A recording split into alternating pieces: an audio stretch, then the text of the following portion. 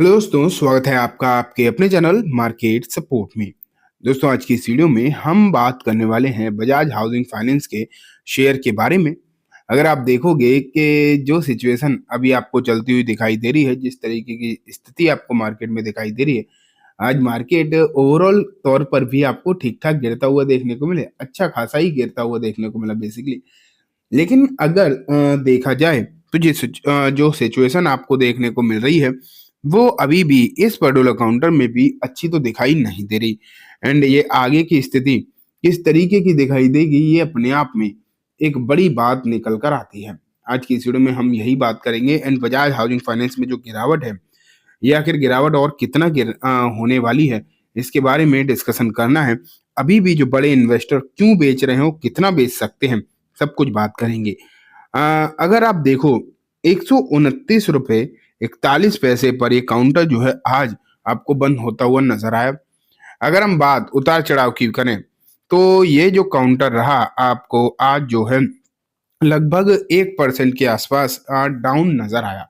और ये 1% की जो गिरावट है, आप ये मान के चलिए, ये अच्छी खासी गिरावट है, ये कोई कम गिरावट नहीं है। ठीक है, अगर देखा जाए तो अच्छी खासी आपको गिरावट देखने को मिल रही है।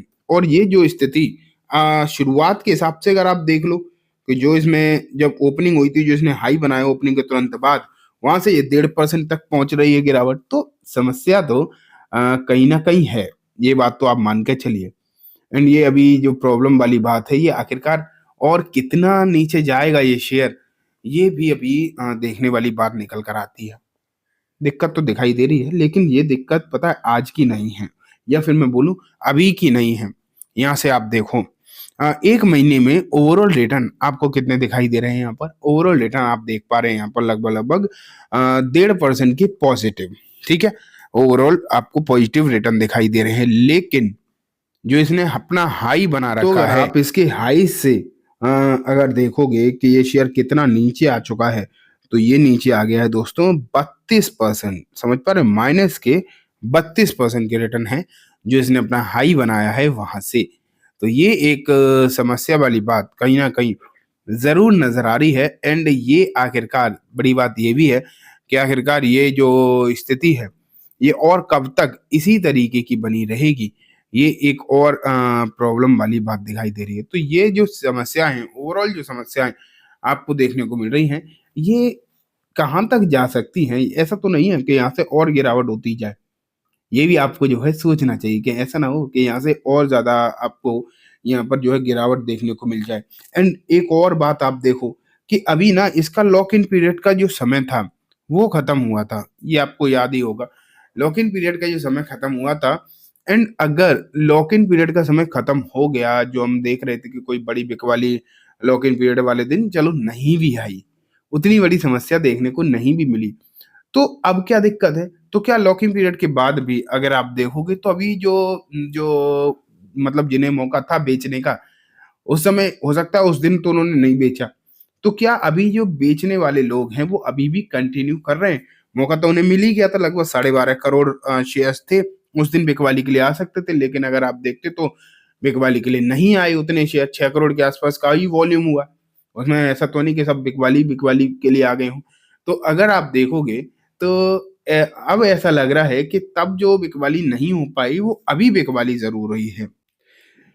लेकिन इन सब चीज़ों के बाद अभी तो मैं आपको डेटा भी दिखाऊँगा। डेटा अगर आप जब देखेंगे, तो आपको मालूम पड़ेगा कि बिकवाली जो है वो ठीक-ठाक हो रही है। एंड इस ठीक-ठाक बिकवाली में आगे इस काउंटर के लिए कहीं न कहीं प्रॉब्लम भी आप ये मान के चल सकते हैं कि छिपी हुई दिखाई दे रही है, कि आगे यहाँ पर और थोड़ी बहुत समस्या आपको जो है देखने को मिल सकती है। अब मैं आपको जो है पहले वही दिखाता हूँ, सिचुएशन डेटा वाला दिखाता हूँ।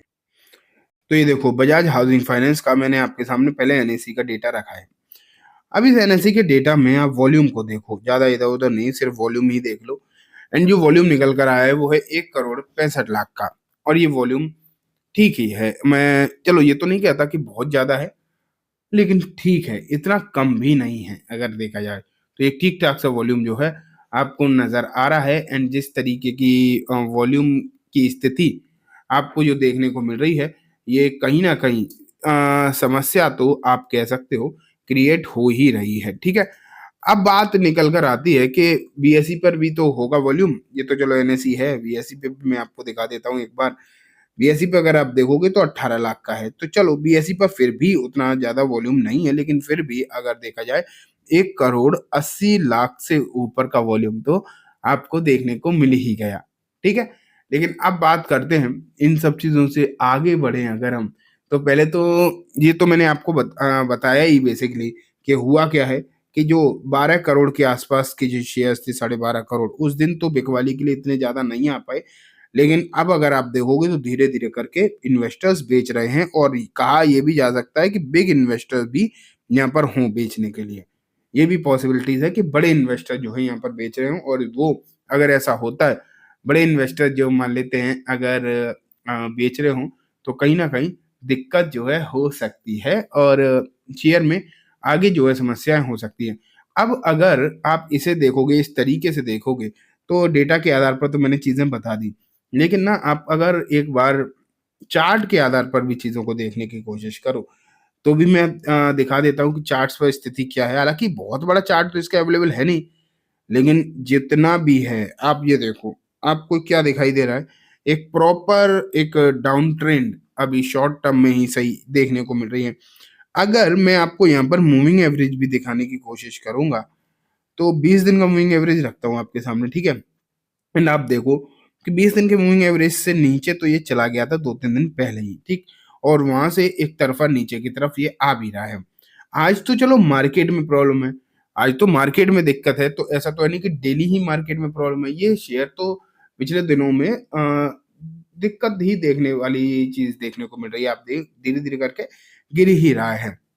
वहीं अगर मैं मूविंग एवरेज को बढ़ाने की कोशिश करूं, 50 दिन का लगाऊं, तो 50 दिन के मूविंग एवरेज से भी ये काउंटर जो है नीचे नजर आ रहा है।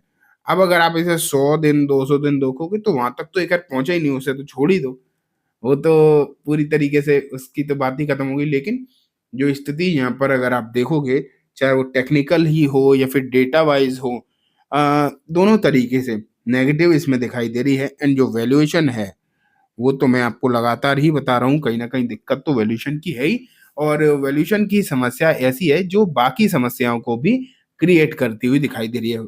कहीं भी मैं ऐसा नहीं कह सकता कि इसके फंडामेंटल्स खराब हैं, कुछ भी नहीं, कंपनी अच्छी है, फंडामेंटल्स अच्छे हैं, लेकिन बस वैल्यूएशन महंगी है, जिसके चलते कहीं ना कहीं ओवरऑल दिक्कत तो आ ही रही है। तो चलिए दोस्तों, आज की वीडियो में बस इतना ही। उम्मीद है वीडियो पसंद आई होगी।